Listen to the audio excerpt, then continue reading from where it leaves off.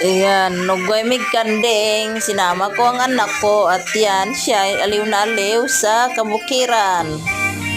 Ayaw niyang magpaiwan sa bahay. Kaya sinama ko siya.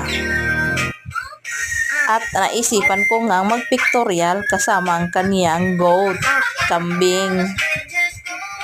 Kaya ayan, tuwang-tuwa naman siyang humahawak-hawak dyan sa lubid na yan. At ayaw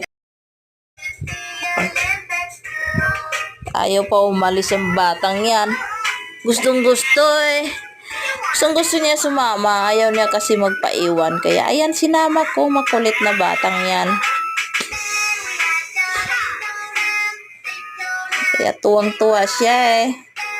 Tuwang-tuwa siya dyan sa mga alaga, sa alaga niya. Yan.